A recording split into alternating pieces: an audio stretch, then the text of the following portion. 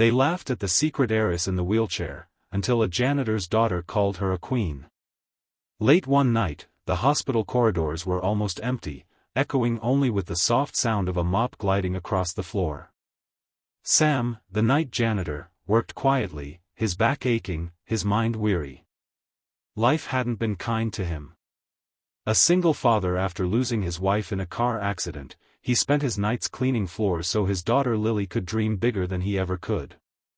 Lily, only 7, always insisted on waiting for him in a corner of the lobby, drawing on scraps of paper, humming softly, her innocence lighting up the dull gray of the hospital halls. That night, as the clock ticked past midnight, Lily's voice suddenly broke the silence. "Daddy, she's not breathing." Sam dropped his mop and ran toward her voice. A young woman, no older than 20, had collapsed near the elevator. Her pale hand clutched a silver locket so tightly that her knuckles had turned white. Nurses walked by, some frowning, others whispering, but no one moved to help. "Isn't that the girl from the VIP wing?" one murmured. "Let the doctors handle it." But Sam didn't hesitate. He knelt beside her, pressing his fingers to her neck, feeling for a pulse. Nothing. Panic tightened his chest. "Call the emergency line, Lily," he shouted, beginning CPR with trembling hands. His heart pounded as seconds stretched into eternity. He could hear the faint whispers behind him, "What's the janitor doing? He'll get in trouble for this." But none of it mattered. He kept pressing, counting breaths, praying under his breath that she'd open her eyes. Then, just as his strength began to fade, she gasped. A faint breath escaped her lips, her chest rising weakly. Relief flooded him. Lily, with tears in her eyes, gently brushed the woman's hair from her face. "You're safe now, miss," she whispered softly. The young woman's eyelids fluttered, her gaze locking on the child's face. For a moment, something peaceful crossed her expression before she slipped back into unconsciousness. Doctors finally arrived, rushing her onto a stretcher, pushing Sam aside as if he were invisible. One of the nurses muttered coldly, "Next time, don't play hero." Sam didn't respond. He just held Lily's hand and watched the elevator doors close. He didn't even know her name. The next morning, as dawn painted the sky orange, Sam sat in the cafeteria with a paper cup of coffee. He stared at his hands, still trembling. Lily, sitting beside him, leaned on his arm. "Daddy, do you think she'll be okay?" she asked sleepily. Sam smiled faintly. "I hope so, sweetheart." A nurse walked by and gave them a disapproving glance. Sam was used to it. To them, he was just the janitor, a man in a faded uniform, someone who belonged in the background. But he didn't care. He had done what he could. Days passed, and life went back to routine. Sam continued working his night shifts, cleaning the same halls, pushing the same cart filled with mops and buckets. But Lily kept asking about the woman they'd helped. "She was like a princess, Daddy," she said once. "Maybe she'll wake up and smile again." Sam chuckled softly. "Maybe she will." He didn't know that the woman, Evelyn Grace, was one of the most powerful heiresses in the city. She had been staying in the hospital quietly, avoiding the world after a tragic car crash that took her parents and left her paralyzed from the waist down. To the world, she was the secret heiress, the girl who had vanished from the spotlight, broken and forgotten. A week later, while Sam was mopping near the recovery ward, he heard a soft voice behind him. "Excuse me, are you Sam?" He turned around and froze. It was her, Evelyn. She was sitting in a wheelchair, her face pale but radiant, her eyes filled with quiet strength. "You're awake," he said, surprised. "I'm glad you're okay." Evelyn smiled faintly. "They told me you saved my life. You and your daughter." Sam rubbed the back of his neck, embarrassed. "I just did what anyone would have done."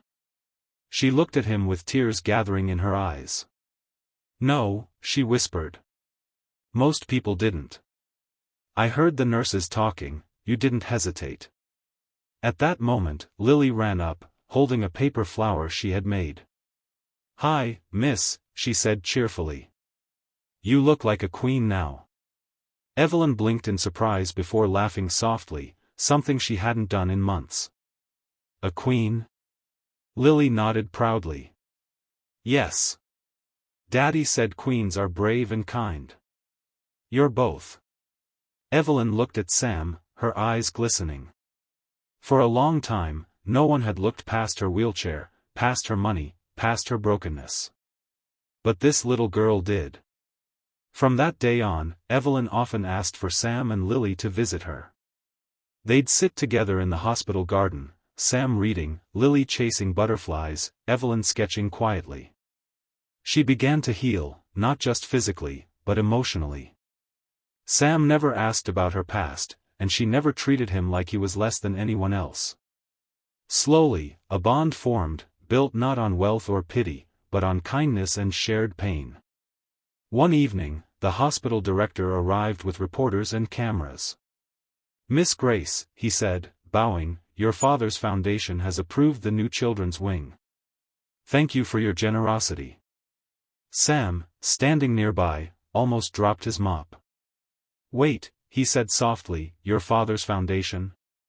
Evelyn smiled at him gently. Yes, Sam. My family built this hospital. The director looked confused. You know the janitor? Evelyn nodded. He saved my life. She turned to the cameras, her voice steady. This man and his daughter didn't see a patient or an heiress, they saw a person. And that's what this hospital should stand for. The reporters flashed their cameras as she reached for Sam's hand.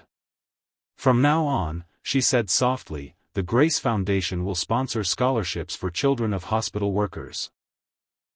The first one, she added, looking at Lily, is for her. Sam's throat tightened. He wanted to thank her, but words failed. Evelyn smiled warmly. Sometimes, she said quietly, the richest hearts wear janitors' clothes. From that day on, Sam's life changed. He was promoted to hospital supervisor, not because of pity, but because of his dedication.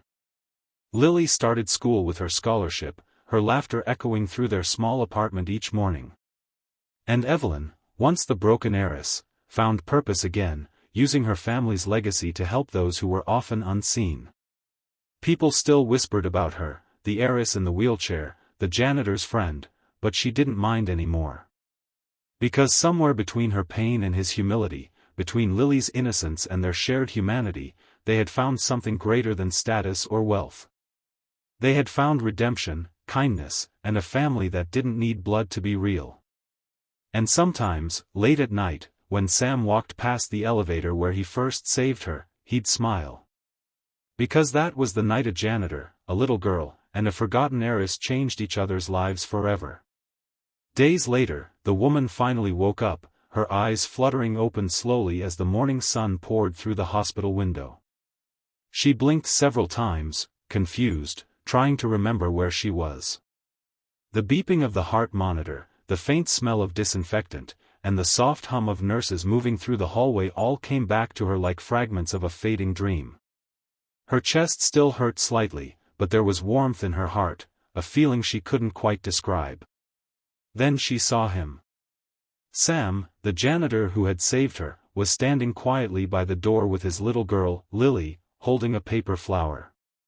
He looked exhausted, his hands still rough and stained from endless cleaning, yet his eyes held a gentle kindness that made her feel safe. She tried to speak, her voice trembling. You saved my life." Sam rubbed the back of his neck awkwardly, clearly embarrassed. "Just doing my job, ma'am," he said softly. But Lily, ever the brave one, stepped forward with a smile. "You scared us," she said, offering the paper flower. "Daddy said everyone deserves help, even if they're strangers." Evelyn took the flower with shaking hands, her eyes filling with tears. She hadn't been treated like a person in so long, only as a patient, a burden, or a name from the news that people whispered about. But this man and his little girl saw her differently. Before she could say more, the hospital director entered the room, followed by a small group of staff members. His tone instantly changed from casual to overly respectful. "Miss Evelyn Grace," he said, bowing slightly, "it's an honor to see you awake. Your father's foundation has been funding this entire hospital wing." Sam froze. His eyes widened as he looked back at her in disbelief. "Miss Evelyn, you're the heiress," he murmured, suddenly unsure whether to stay or step back. Evelyn met his gaze with tears glistening in her eyes. "Yes," she said quietly. "But to you and Lily, I wasn't an heiress. I was just someone who needed help." The nurses who had once ignored her now stood silently, ashamed of their earlier whispers. Sam tried to smile, though his heart pounded in confusion. "It doesn't matter who you are," he said simply. "You're alive. That's what matters." Evelyn nodded slowly, overcome by the sincerity in his words. In the days that followed, Evelyn asked for Sam and Lily to visit her whenever they could.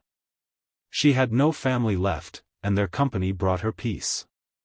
They'd sit by the hospital window, Sam telling funny stories from his night shifts, Lily drawing pictures, and Evelyn listening with a smile that grew brighter every day. Sometimes, when she struggled to move her wheelchair or dropped something, Sam would help without hesitation, never looking at her with pity. He treated her with respect, like an equal, something she hadn't felt in years.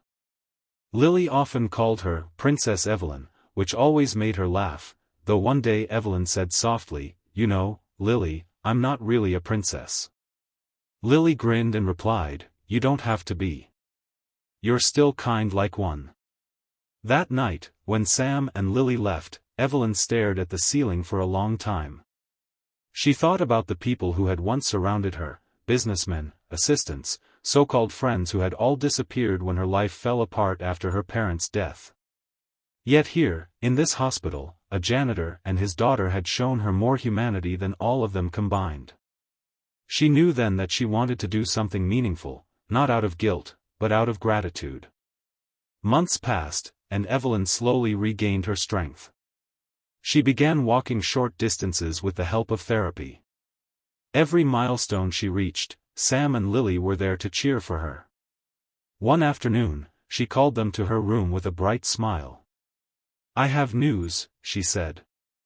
"The Grace Foundation is launching a new program, scholarships for the children of hospital staff." Sam looked surprised, unsure what that meant for him. Evelyn continued, "And the first scholarship goes to Lily. She'll have her education fully funded." Sam's mouth fell open. "Miss Evelyn, that's too much," he said, his voice shaking. But Evelyn shook her head. "No, Sam. It's not enough. Your daughter called me a queen when I had forgotten how to feel human. You both reminded me what kindness truly is." Lily threw her arms around Evelyn's waist, giggling. "Thank you, Princess," she said. Evelyn hugged her back, tears in her eyes. The news spread quickly through the hospital. Everyone was talking about how the heiress had given a janitor's daughter a scholarship.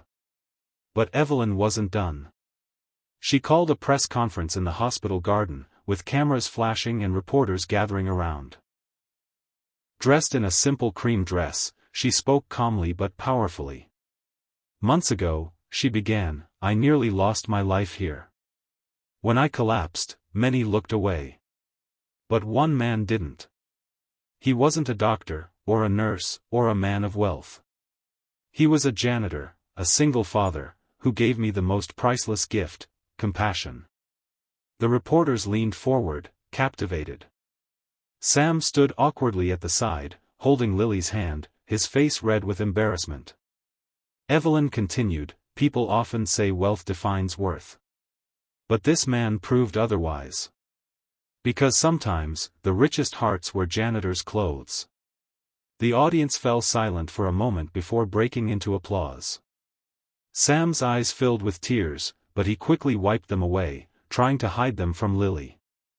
After the event, Evelyn personally met with the hospital board. She insisted that Sam be promoted to hospital supervisor. The director hesitated, citing protocol, but Evelyn smiled politely and said, "Then consider this my first official directive as your largest donor." Within a week, Sam's promotion was finalized. He now wore a new uniform and had an office, though he still preferred walking the halls, greeting patients, and helping wherever needed.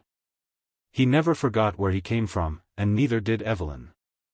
Their friendship grew stronger with time. Every weekend, they'd share tea in the hospital garden, where Lily played among the flowers. Evelyn often said those were her favorite hours of the week. She even began teaching Lily painting, something her late mother had once loved. Sam watched them together, his heart full, realizing that sometimes life gives back in unexpected ways.